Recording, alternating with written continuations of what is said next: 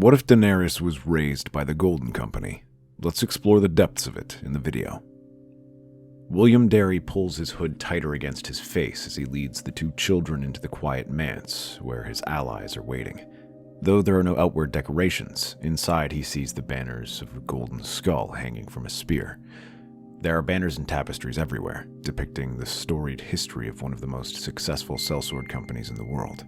But today, they are about to conduct one of their most important contracts, one not signed with ink, but with blood. At the main hall, Toyne, Jon Connington, and Harry Strickland are all waiting. They nod towards the older knight, and negotiations begin. To the young Targaryen children in their care, they make little sense to them. Only a few words stick out: ward, marriage, Blackfyre. The negotiations only last a few minutes, but to them it seems like hours. When at last the figures stand and shake hands, William smiles at Daenerys and Viserys. Welcome to your new home. For the next few years, the two Targaryens live a nomadic lifestyle alongside the Golden Company, traveling from city to city, fighting their wars and continuing to make a name for themselves. Though both are young, neither is allowed to live for free, and both earn their keep. Viserys serves as the squire of Toyne, while once Daenerys comes of age, she serves as the captain's cupbearer. Willem Darry continues to serve as their caretaker, as Jon Connington serves as Aegon VI's. Though life is difficult and they are unable to truly set up roots, the two can grow up with a semblance of security and family as the Golden Company protects them from the outside threats. Over time, they also learn about the contract forged between Sir William and Toyne. They promise to return to Westeros with their army and conquer it for the dragons. When that time comes, Aegon shall marry Daenerys, and Viserys shall serve as Lord of Dragonstone and Hand of the King. In the meantime, they will maintain a low profile. Aegon is raised in secret to be trained for kingship, while the Targaryen siblings travel across Essos to gain wealth and connections. Here, their position in the Golden Company becomes an important factor. Their proximity to the organization's leadership allows them to see command firsthand. As Daenerys attends to the captains, she can listen into their meetings, read their letters, learn about their strategies, and observe how they make deals and negotiations with allies. Harry also takes the time to teach her about different cities, their customs and leadership, who could be allies, who are exiles, and who might be useful in the future. At the same time, they also make sure Daenerys is not helpless. Though she doesn't fight in the front lines, she is still trained to defend herself, under the insistence of Sir Willem. He initially trains her himself, but as his age and sickness slow him down, the company master-at-arms takes over, ensuring that when the old knight passes away, he dies content in knowing his charge can defend herself. They hope to do the same for Viserys' squires for miles. He also reads his letters, attends to him during meetings, and observes him at the planning table. They hope that he studies as diligently as Daenerys, but the young prince proves sullen, arrogant, and angry. While his sister looks to earn her position, he thinks it's owed to him and constantly tries to assert himself. Though Sir Willem urges patience and tries to temper that fire, Viserys never lets his desires go, especially not when he believes he is being cheated. As Aerys has named him his heir after Rhaegar's death, he believes he should be king, and Aegon his heir. Sir Willem's death only amplifies this, as Viserys begins to challenge him more openly. However, Miles rejects these ideas, and says their plan is clear. For a few more years, Viserys stomachs these insults until one day, he decides, at last, to challenge the aging Captain General for control of the Golden Company. Though already in his 40s at the time, old Miles accepts this duel and soundly defeats Viserys, killing him in the process. Although an accident, it is one few are bothered by. Viserys was already showing signs of instability, like Aerys in the past, and was becoming more of a liability.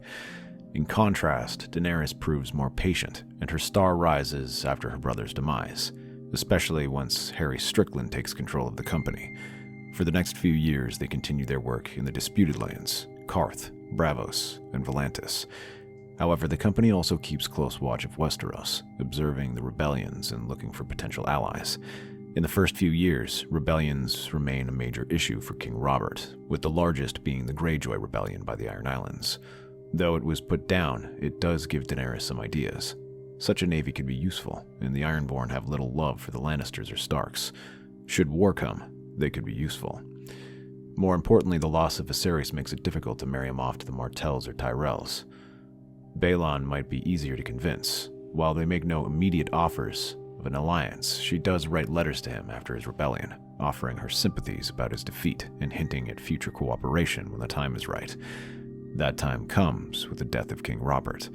While unexpected, what is more surprising is how many claimants emerge. While Joffrey is his lawful heir, other claimants soon emerge, like the Baratheon brothers, and even Robb Stark, who attempts to secede from the Seven Kingdoms. At last, Daenerys urges the Golden Company to strike. However, she is frustrated to see their inaction. She knows Harry Strickland is cautious by nature and refuses to act immediately. He insists they send word to Aegon and Jon Connington and wait for their arrival, yet the other captains are less interested. They are like hunting hounds, straining at their leash, waiting to pounce. Seeing them so tense, Daenerys decides now is the time to act. The Hall of the Golden Company is alive with murmurs, the tension as they meet to discuss their next plan. Harry has already finished his explanation, saying he has sent word to Jon Connington. But as he finishes, Daenerys can tell the captains are still anxious and rises to her feet. My brothers, for years we have waited, watched the Seven Kingdoms tear itself apart. The Baratheons war amongst themselves. The North marches to independence. The Lannisters have made more enemies than allies. Meanwhile, the rest of the great houses sit unsure who to follow. And yet, we still wait. You vowed to follow Aegon, but Aegon is not here. Let us march on ahead and take the lands we are owed. Perhaps he should even thank us when he finally arrives. The Seven Kingdoms are not so easily won, Princess. We cannot simply land and expect them to kneel. We must have gold. Allies. We will have them. The crown is in debt. They cannot afford to fight on all fronts. That is why you, Captain General, will travel across the free cities. We have friends in Bravos, in Lys, in Volantis. No man can make a deal as well as you. Promise them gold. Promise them trade. Promise them repayment with the spoils of conquest. There are exiles as well. Mercenaries, disgraced archons, impoverished merchants, and pirates. Call to them. Promise them that they may become the new lords after our reconquest. And if they refuse? Then remind them that our victory is inevitable. That in standing against us, they will lose everything when we win. A low chuckle ripples through the hall. Some of them like the sound of that. Daenerys takes a step forward, her presence filling the room. And how do you plan on heading to Westeros without ships? The moment we depart from Essos, the Crown will hear of it. Oh, I have a plan for that. That is why I need you to create a contract for me. One that claims Tyrosh has hired us to sail to the Stepstones and conquer it for them. And be sure to accidentally let its contents leak. By the time they learn the truth, it will already be too late. A pause settles over the room, heavy with the weight of possibility. Strickland looks at her, still uncertain. Then, before he can speak, a voice cuts through the air. Ben, it is a sound plan. I have seen it in the flames. The room turns as a figure steps forward from the shadows, her robes red shimmering in the candlelight. Her fiery hair cascades over her shoulders, and in her eyes burns a light unnatural, otherworldly. She smiles as if she's been expecting this moment for years. The Lord of Light has spoken. The flames called me here, to this place, to this woman. She is chosen. I was told at first to go to Dragonstone, but it seems that the flames have burned brighter here. A hush falls. Even the most skeptical of the captains cannot deny the power in her voice. Daenerys regards her warily. She has heard of Red Priests, of their power, their influence, but she also knows when to wield an opportunity. You claim your god favors me. There is a darkness coming. Its shadow looms over the Seven Kingdoms, but its people remain ignorant to it. To overcome it requires a leader of unimaginable strength. You cannot possibly believe this mad woman. And yet the Red Temple is vast. Its followers are many. If the Lord of Light's servants believe in my cause, then why should we turn them away? Together we will bring fire and blood to the realm. And through it, salvation. Harry, you have your mission. Go rally our allies. I will meet you when you return. The room erupts into voices, some arguing, others cheering, but the decision has been made. The Golden Company is on the move. and Daenerys Stormborn, trained by the greatest sellswords in the world, is ready to reclaim her birthright. Soon enough, a merchant fleet sails out of Tyrosh bearing the Golden Company, where they fight a series of mock battles against the local pirates there, building camps and marching their troops around, all meant to throw off the Seven Kingdoms. But as they fight, Daenerys sends a ship to the Ironborn with her proposal. She promises Balon his kingdom and whatever lands he conquers, provided he gives them his ships and fleet. It's a bold move, and one that even Daenerys remains uncertain about. Her gamble soon pays off, though, as a large flotilla of ships appears off the horizon, bearing the Golden Kraken of House Greyjoy. Its commander, Victarion, picks up the Golden Company and begins transporting them to the mainland. The conquest of the North begins under the cover of heavy fog, the Ironborn longboats slipping through the frigid waters to make landfall along the desolate coastline. Under Daenerys' command, they strike with great precision at key points before word can spread. Without the bulk of the North's army, which remains entangled in the south, there is little resistance beyond scattered garrisons and aging holdfasts.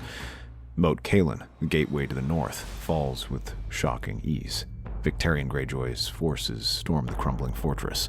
With the choke point in the Ironborn hands, no southern reinforcements can march home. The north is cut off, left vulnerable before the storm of fire and steel Daenerys now unleashes. The Ironborn command the first wave, taking coastal castles and islands, freeing up Daenerys to move inland. The Golden Company spreads like wildfire across the landscape. Daenerys leads from the front, her presence in battle undeniable. Clad in armor resembling her forebears gifted to her by her captains, she fights with a sellsword's ferocity and a queen's determination. In the chaos, a young Theon Greyjoy, once a captive of the Starks and discarded by Lord Balon. Instead of dismissing him as another Ironborn raider, Daenerys sees an opportunity. Theon knows these lands, people, fortifications, and their weaknesses. She takes him into her service with the promise of a place in her new order, but not bound by Balon's antiquated ways. She rides hard alongside her men, sword in hand, being the first of the wall when they storm Deepwood Motte. During an attempted resistance from Sir Roderick Cassel, she manages to orchestrate a daring flanking maneuver that decimates his army and sends him into retreat. With Theon's knowledge, Winterfell itself falls not in a brutal siege, but through careful strategy. A mix of deception and force allows Daenerys' army to storm the castle, capturing the Stark heirs. Rather than execute or imprison them, Daenerys ensures their safety, treating them with respect and ensuring their well-being. The North bleeds, but she does not allow it to be ravaged beyond repair. But as victory settles over them, tensions rise. By the time Aegon at last arrives to take command of the Golden Company, Daenerys and her troops are already in the ascendant. This was not the plan. You should have waited. We were meant to take the Seven Kingdoms together. Waited? For what? The North was ripe for the taking. Moat Cailin was ours. Had I hesitated, everyone else would have seized the opportunity. And what would you have me do? Lose battles in your name? Let our enemies fortify? If you want to conquer, then the Golden Company is yours. Aegon curses, but stalks off. Most of the territories left to conquer are either too heavily fortified like White Harbor, or poor like Lasthearth and Carhold. Once he is gone, Melisandre steps out. He's not what he claims to be. I have seen bloodlines in the flames, the power that runs through the veins of true dragons. Yet his blood is weaker than yours, impure. He has supporters who follow a name, not the blood behind it. Daenerys meets her gaze, the words swirling in her mind. If Aegon is not a true Targaryen, then his claim is built on dust. And if the men already favored her, if she already had the North, then what did she need him for? Perhaps she had more options than she thought. But as the North is pacified and the remaining houses whittled down, the next question is what to do next. Balon Greyjoy, emboldened by their swift success, demands they press south into the Riverlands to crush the remaining Stark loyalists. Aegon agrees, seeing it as a chance to prove his worth by defeating the Stark army there. Yet Theon argues otherwise. He urges them to turn west instead, to the Westerlands, where the Lannisters are weak and ripe for the taking, and Robb Stark remains with a small force. Daenerys listens, weighing the decision carefully. Theon's plan aligns with her desires. The Lannisters who betrayed her house and slaughtered her kin must pay. The Westerlands, rich in gold and resources, would fund their growing campaigns and make good on her promises. More importantly, she wishes to conquer all of the Seven Kingdoms, not just Robb Stark's domains. I will not squander our momentum on a war of attrition. We strike west, and we take the Lannisters' strength for ourselves. Balon scowls, reluctant to abandon. Yet, for now, the Golden Company follows Daenerys, and the Ironborn are loath to abandon her banner when they are in the middle of forging their kingdom. From the moment Daenerys and her army set foot on its golden shores, with Tywin's forces still bogged down at the Blackwater, the Lion's Den is left exposed.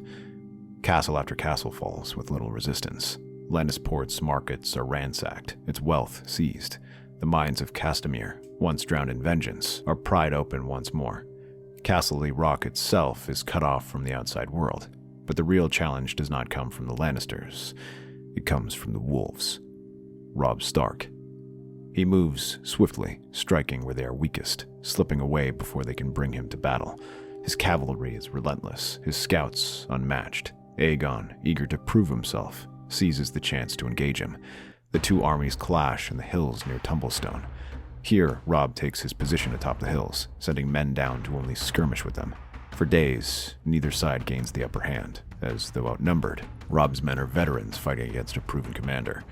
Aegon rides at the forefront, steel flashing in the sunlight, meeting Robb's charge head-on. The fields become a war of attrition, neither side willing to yield. Aegon fights with Blackfyre in hand, standing in the forefront with Jon Connington standing by his side.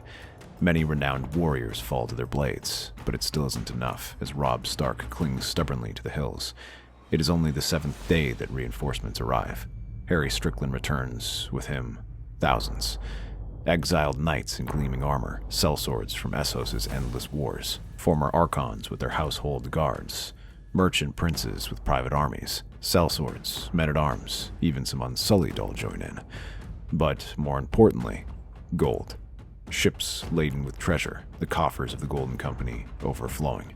Favors have been called in, debts repaid, and with their arrival, the tide of war shifts. All of them pledge themselves to Daenerys, whom they've already heard about. Daenerys makes her move. She leads a bold assault on Robb's encampment. Her men, refreshed and eager, sweep through the Stark lines like wildfire. Though Robb is a veteran commander and not taken unaware, he simply doesn't have the numbers. The Starks huddle behind their organized defenses. Sharpened stakes slow men down and ditches pull horses down, but they do not stop the tide. The Unsullied hack through the fortifications and rush through, allowing Daenerys to lead her forces in. By dawn, the encampment is overrun, with Robb Stark himself on the run. His forces scatter, slipping toward the Riverlands. The Westerlands belong to them. Yet, when the men cheer, it is Daenerys' name on their lips. Aegon had fought, had bled, had endured, but it was Daenerys who struck the final blow. It is she who doles out the rewards. The exiles who pledge their swords are given lands, titles, and promises of wealth. Many of the defeated Westermen lose their castles. The gold flows freely back to their allies in Essos, securing future support. But with every chest sent across the narrow sea, another faction grows restless. The Ironborn. This was not the bargain. We won these lands. We spilled blood. Yet you throw our plunder to these sellswords. Do I have to remind you that it was my ships you took here? No, you've reminded me of that many times. So let me remind you that you envisioned your dream in the Riverlands, not here. You may keep what castles you've conquered, but nothing more. I will not bleed my lands dry for your reavers. She's right. The old ways won't win us our kingdom. We have the North just as you want it. Be satisfied with what you've gained, old man. Balon's gaze darkens, but he does not argue further. Not yet. With this success, Daenerys begins trying to consolidate her territories. The lands of the West are redistributed, with new houses being created to balance out the existing elite. In the Iron Islands, she gives Theon assurances that should the time come for a Kingsmoot, she shall back him. Lastly, in the north, Daenerys decides the time has come to make peace. She demands they hand over the Stony Shore to the Ironborn. They must also accept the Targaryens as their rulers. In exchange, Daenerys will help them defeat the Lannisters, and even let them keep the Riverlands as part of their domains. She even offers to help settle displaced noble houses in the Westerlands. Lastly, she will return Bran and Rickon to them. With their army defeated, the North blocked from them, and their leaders scattered, Robb has no choice but to agree. Fury and frustration weigh heavy on Aegon's shoulders as he rides north. The victory in the Westerlands should have been his.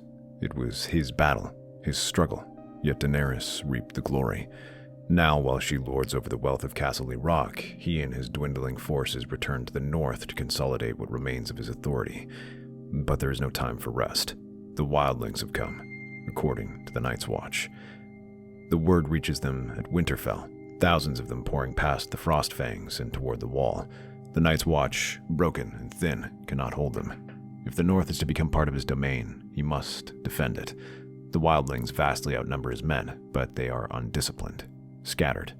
His knights and sellswords hold firm as they throw themselves at Castle Black.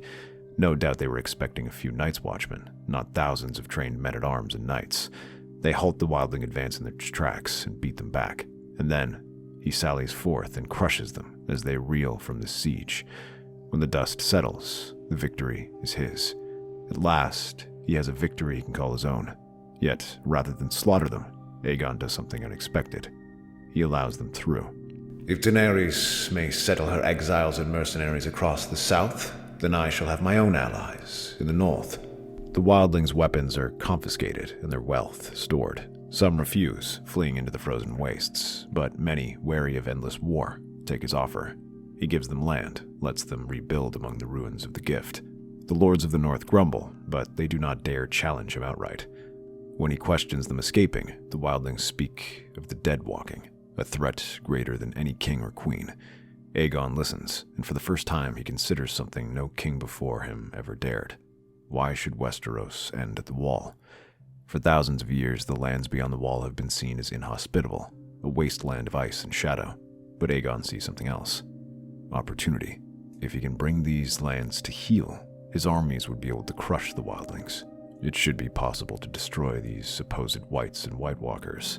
Should he succeed, he can even expand Westeros itself. So, he marches north. The frozen tundra is unforgiving. The deeper they go, the harsher it becomes. The wildlings that join him speak of the dangers, worse than direwolves, worse than starvation. But Aegon does not listen. Then, in the dead of night, they come. The White Walkers. The battle is a massacre. In the dead of night, the Whites come rushing forward, thousands of them at once. Yet, the discipline of his sellswords and men-at-arms holds form, using fortifications to halt them atop the fist of the first men. They rain fire and boulders upon them, just as the heavy cavalry come rushing out and smash into them. Hundreds fall beneath their hooves and lances, but as the knights raise their lances up high, the White Walkers come. They emerge in a chilling breeze that stops most men in their tracks, and with them comes thousands more whites, ripping through the dead. His men fall screaming, weapons useless against ice-bound blades. Those who die rise again, blue eyes burning with unnatural light. The war horns wail, and the retreat turns to a rout. Aegon flees with the survivors, barely making it back to the Wall. The truth is undeniable. When Daenerys hears about this, she is in a fury, hurrying back to Winterfell. She wants to leave Aegon to his fate as punishment, and yet Melisandre advises against it. I have long said that you have a great dynasty ahead of you. Now the long night has come. Your destiny calls to you, and you cannot ignore it. The time to resist has come. Now, what is the long night? The true war. The fight between good and evil. That is the battle that shall decide the fate of Westeros. In comparison, this conflict between men is simply a fight between children. If you are to rule the Seven Kingdoms, this must be the war you turn your attention to. Just as she finishes with this, Bran also appears. This isn't just an empty claim either, Your Grace. I've been having dreams of a place where all our questions will be answered. It is called the Cave of the Three-Eyed Raven. The Three-Eyed Raven? It is the collector of stories, where the history of the entire world is collected. If we find it, you can find the answers we seek. And you will come with us. What will you be doing? Fly. It is your destiny to rule the Seven Kingdoms. It is mine to become the Three-Eyed Raven. Daenerys stares at him, wondering how hard the boy hit his head when he fell. But she can sense the determination in his eyes, and when the Reed children mirror his statements, Daenerys takes a deep breath and agrees. She looks back at her kingdom, one growing rapidly as she has conquered 3 out of the 7 kingdoms, and yet she finds herself being pulled away from this war once again. Taking a deep breath, she orders the bulk of her troops to remain there and takes only the Golden Company with her back to Winterfell. Understandably, Robb Stark is furious and nearly threatens rebellion when he hears Daenerys' plan to take his younger brother away, but he eventually calms down and demands to go with them. Soon enough, they march beyond the wall as Daenerys and her forces trudge through the frozen wilderness. The men of the Golden Company, once accustomed to the warm sands of Essos, now clutch their weapons tighter, their armor coated with frost. Bran Stark sits on a wooden sled, pulled by his massive direwolf, Summer.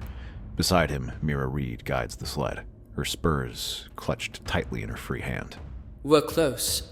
Bran had been the one leading through the frozen expanse. No one knows how he finds the cave's location, but Bran speaks with so much certainty that no one can deny him, not when Melisandre also mirrors his words. But it does little to calm the men, as they are constantly watched by the Whites. Though men try to shrug it off, they cannot shake off the feeling. In the dead of night, men begin to disappear, or are left frozen where they stand. Dozens of them die every day, leaving the men with no choice but to simply ignore it and keep moving. The looming weirwood tree stands before them, its ancient red leaves stark against the white landscape. The roots twist and turn, forming an entrance into the earth. As they reach the mouth of the cave, Daenerys dismounts and turns to Robb. Set up a perimeter. The enemy is coming. The Golden Company and the Northmen spread out, forming ranks. The first line holds spears, the second lifts crossbows, and behind them, shield-bearers brace for an attack. They are out of their element, fighting, but they are hardened warriors. Or so they think. As they finish setting up ditches and stakes, a long, mournful howl cuts through the silence. A wave of undead figures emerges from the tree line, shambling forward with inhumane speed. Their eyes glow with an eerie blue light, their flesh stretched and frozen over brittle bones. The first wave of Whites crashes into the forces of the living like a raging tide. Swords clash, spears drive forward, and bolts whistle through the air. The mercenaries fight valiantly, cutting through the undead ranks, but for every White that falls, 2 more takes its place. The children of the forest join in, hurling firebombs at them. Mira grabs Bran and leads him down into the cave as Daenerys and Aegon draw their swords and rush into the fray. Steel clashes with the Whites as they are hacked to pieces or set aflame with torches and bundles of fire. Trees are cut down and set on fire to set up additional defensive works to try and hold them back. For a moment, it was as the Golden Company and the Northmen fight in the coordinated waves. Robb rides up and down to direct his troops. From the darkness, the White Walkers emerge. Unlike the mindless Whites, they move with purpose, their icy blades shimmering in the moonlight. Each step they take freezes the ground beneath them. Their presence alone is enough to sap the warmth from the air. Daenerys orders what few dragonglass weapons they have to be brought forward. Arrows rain down on them and send some White Walkers stumbling. But the battle begins to turn sideways, forcing them to retreat to a secondary position higher atop the hills. Melisandre remains still, her hands raised, chanting in High Valyrian. Her eyes burn red as the ground beneath her feet glows with an eerie fire. The men retreat behind her as she looks out, and then freezes as the Night King himself appears. His piercing blue gaze sweeps across the battlefield, and the dead respond. Daenerys has seen his power before in visions, but witnessing it firsthand sends a shiver down her spine. As the Night King raises his hands, the flames around them flicker and die, allowing the Whites to rush in and swarm the living troops. Daenerys searches desperately for Bran, trying to figure out what's happening. She curses and leaves Aegon and Robb to search for him. As she runs, her sword sweeps around, cutting through the Whites before disappearing into the cave. When she finds Bran, he is slumped over a weirwood, with an ancient being standing over him. What is happening? The ancient pact. Long ago, men and the White Walkers made a bargain. The lands beyond the wall belonged to them. They were promised peace, and we broke it. Aegon broke it. The realization settles like a weight in her chest. Above her, she hears the shouts from Aegon above as he desperately tries to rally her troops. She hurries out alongside Bran and Mira to see the battle is turning south. The army has broken apart and is now fighting in scattered regiments as the Whites destroy them one by one. They try to hold them back, but Daenerys raises her sword and rushes at the Night King. Stop! To her surprise, the Night King turns over and regards her curiously. Daenerys feels the eyes of not just him, but also the dead all glaring down at her, pointing towards herself. We do not want to fight. We wish to leave. The lands beyond the wall are yours. All of it. The Night King stops his advance, tilting his head. Then slowly he lifts a single hand. He points, not at Daenerys, at Aegon. A hush falls over the battlefield.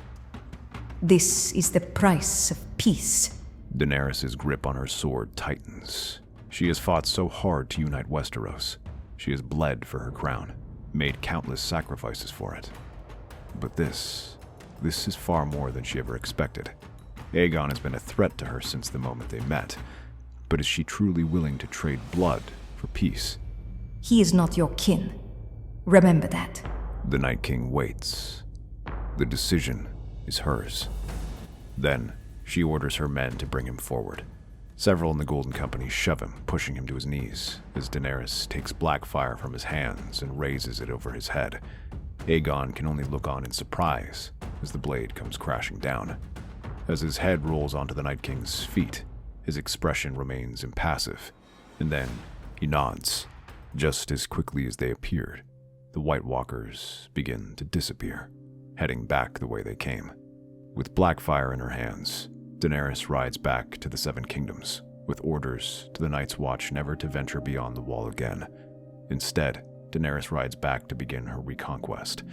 She agrees to marry Oberyn Martell, prompting them to attack the Reach. The rest of her troops attack from the Westerlands, while Robb Stark is given leave to finish off Tywin, whose support dwindles after the loss of Castle Rock. With these two foes defeated, the last major threat to Daenerys' crown is defeated. Finally, her dynasty, the Targaryen dynasty, is restored as Daenerys sits atop the Iron Throne. Paying homage to Targaryens of old and to restore the Targaryen name, Daenerys takes another husband and marries Robb Stark, with their children becoming heir to Winterfell. That's our theory. Westeros is a land filled with exciting stories and possibilities, and we love exploring them. If you want to accompany us on this journey across the Seven Kingdoms and beyond, then please like, share, and subscribe to our channel.